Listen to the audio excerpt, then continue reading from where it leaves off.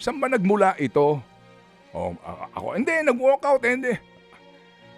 Di po ba? Ano ba pinagmumulan nito? So, eto lang po, patikim lamang ito, ha? Gusto mo na ba ngayon? Gusto ko na. Simulan mo na yan. Sabi na naman siguro ni Alan Peter, pag naririnig niya yung tanong na, saan ba nagsimula to? Ang sinisisi kasi ng lahat, simula daw nung umupo siya bilang Senate President. Pero yung iba, alam mo kung sino sinisisi? Si Senator Loren Legarda. Dahil sa paglipat niya sa kabila, doon daw talaga nagsimula. Kayo talaga. Alam niyo, Naghahanap mga tayo na kapatid, masisisi lagi. Saan nga ba nagsimula ito? Hindi eh. Kung ating pong aanalisahin itong isyong ito, no? Impartially, ang punto po dito is that bakit ayaw niyo bang magsesyon? Tama. Para daw po pangalagaan ang independence ng Senado by not holding session? I mean, where's the logic, sir? Asan logic doon? Para pangalagaan ang independence ng Senado, ano? Eto, basahin ko itong quote sa kanya ng pahayagan. Okay, sabi po ni Senator Cayetano, kasi siya po ay senador pa rin naman, no? Oo. Sabi niya, do the 12 senators think that just because Malacanang is on their side means there are no more laws? If you look at Rules 1 and 2 of the Senate, which are based on the Philippine Constitution, you need 13 votes to elect the Senate President and Senate President pro tempore. So, how can they remove Senator Loren Legarda if there are only 12 of them? Yan ang sabi niya. Okay. So, Senator Cayetano, kung ito sinasabi mo, ba't ayaw niyo magsesyon? Hindi ba? Ba't ayaw mo sabihin yan sa plenary? Bakit? Doon at doon ka po hahantong. Bakit ba ayaw nyo magsesyon? Bakit ba 2 araw na ho kayong hindi nagsesyon? Pangatlo kahapon, kaya nangyari ito. Sabi nga ni Senator Coco, isa lang ang dahilan. Kasi ramdam niya na wala na siyang numero. Wala na siyang 12 man lamang. Kasi ngayon dito, ang pinaka-prejudicial question is that ano ba ang sinasabi ng batas tungkol po sa majority? Diba? Yung quorum po, may mga iba-ibang interpretasyon dyan, pero ano ba ang majority ngayon ng 24 senators? Kaya may mga ini-invoke, mga kapatid, na mga jurisprudence. At mamaya po tatawag tayo sa maalam sa batas para po ipaliwanag yan kung yan ba ho naaayon sa kasalukuyan pong sitwasyon. Hindi ba kasi may nagsasabi, hindi, iba ang circumstances niyan. Alam niyo mga abogado, depende yan kung nasang kampanig. Kasama din yun. Hindi ba? Yung interpretasyon yan, mga kapatid, maaaring magkanya-kanya. Alright? So ang mamaya po, hingi tayo ng paliwanag dito. Kasi kung pupuntahan mo yung mga rules na binabanggit ng Senator Alan Peter, talaga may basihan para siya alisin. Kasi doon pa lang po ang sinasabi, doon pa lang po sa letter A, doon sa the President pro tempore, his duties and powers.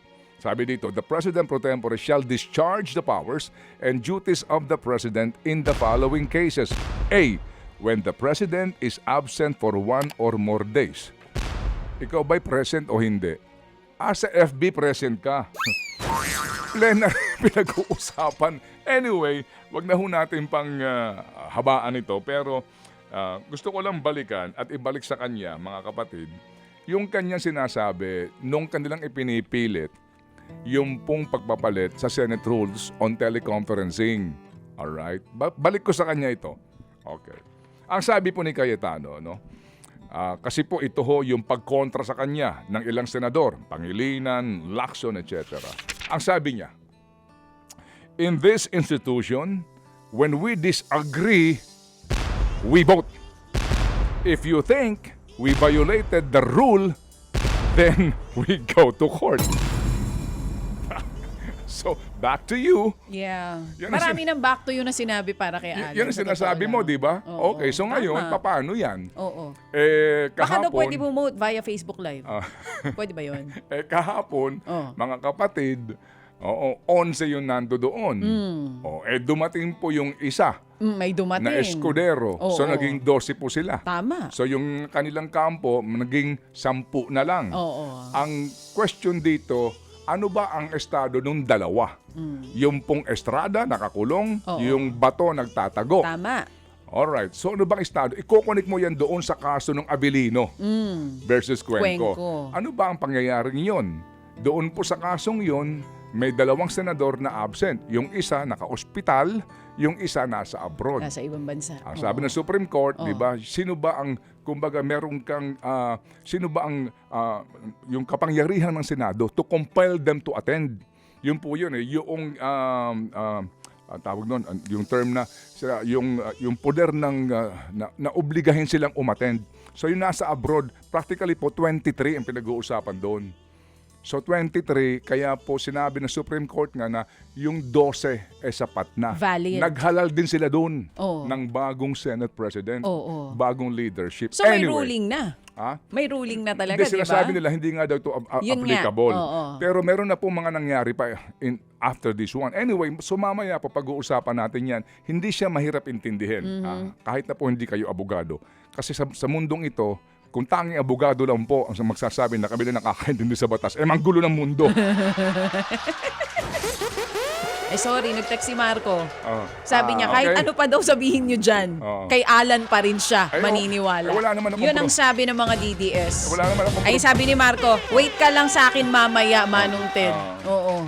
wala naman Yun din pa. ang mahirap doon. Kahit gaano kagaling ang nagpapaliwanag, kahit walang kulay minsan ang nagpapaliwanag, kapag ang taong pinapaliwanagan ay sarado na ang isip at ang tenga, Oo. hindi nila i-absorb. Okay. Sige, so ngayon mga kapatid, anong effect nito sa atin?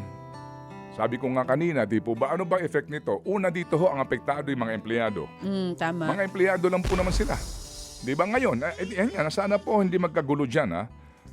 Walang question sa kagustuhan natin na malantad ang katotohanan dito po sa flood control scandal na ito. Hey, excuse me, mamaya nga po meron tayong ipa-follow up dito po kay Zaldico. Hindi po ba? So bottom line din dito mga kapatid, ano po, walang question na dapat matuloy ang hearing na yan. Walang question. Sana nga po patawag niyo silang lahat. Kulang pa nga yung nasa listahan Hindi po ba? Pero nga, ang tanong nga dito, yung rules na dapat daw sundin. Magbabanggit ng kung sino-sino mga pangalan, hingian nyo ng ebidensya. Opo, mahirap kasi yung banggit lang ng pangalan and then walang ebidensya. Personal knowledge number 1 and second thing, ano ba ang ebidensya? Anyway, so kung yan po ang ating nais, yes, of course, 100%. Ituloy natin yan ang magkaalaman na tayo hanggang saan sa itaas yan, yung iskandalong yan. Pero sa ngayon, itong nga pong sitwasyon, itong nilikha nito, hindi ito umayos, mas lalong gumulo sa pangyayaring ito. Mas lalong gumulo. Kasi ngayon, dalawa na nagkiklaim na sila ang tama, na sila pa rin daw ho ang majority. Sila pa din daw. Kasi daw po kinakailangan ng 13. So nangangahulugan mga kapatid na hindi pa daw po sukdulan na pagiging majority nito pong 12 kasi may dalawa pa silang kasama na sa kanila yung boto. Hindi po ba? Maganda dyan, palitawan nyo si Bato. Ulit. O kaya, baka naman may lumipat ulit. May tatawid ba ulit? May balita ba kung may tatawid ulit? Alright. Para matapos na yan, Ito po sa gulong ito, again, ito na po, no? ang effect nito sa pangkalahatan na sitwasyon sa Pilipinas. When our leaders are in chaos. Hindi na bali, girl. Hanggang dyan na lang muna ako. Bueno, mga kapatid, alas 6. Alas 6:32 na po ang ating tamang oras ngayon. Ito naman, binitin mo kami doon sa when our leaders are in chaos. Yung kay John Wick na lang yung sabihin mo. Kasi dami nating rules, di pa rin kayo magkasundo-sundo dyan. Sabi mo nga, I will use your words yesterday. 24 lang kayo dyan, di pa kayo magkaayos. Ang kakaunti nyo. Paano pa kung dadagdagan? Paano mapayag yung taon dagdagan? Baka sana lang gawin nating 5. Ayoko. Baka sakaling magkasundo na kayo dyan. Baka mamali tayo ng quote ni John Wick. Oo. Ano ulit yung sinabi ni John Wick? I will kill you all. Hoy! Teka Yung naman! nasabi ni John Wick. Sa movie. Oo. Hindi yung isa, yung tungkol doon sa rules. Eto, pakinggan mo si Winston tsaka si John Wick. O sige, ano sabi? Rules. Exactly. Rules. Without them, we live with the animals. Rules. Exactly. Without them, we live with the animal na to. Mga kapatid, patuloy po kayong tumutok sa 105.9 True FM para sa totoong balita, impormasyon, music, and entertainment. Mag-subscribe sa aming YouTube channel at podcast at sundan nyo kami sa Facebook, Instagram, X at TikTok sa True Network PH. Bisitahin din po ang aming official website, truefm.ph.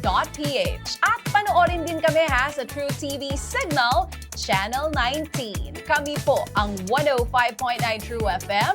Laging true sa'yo, kapatid.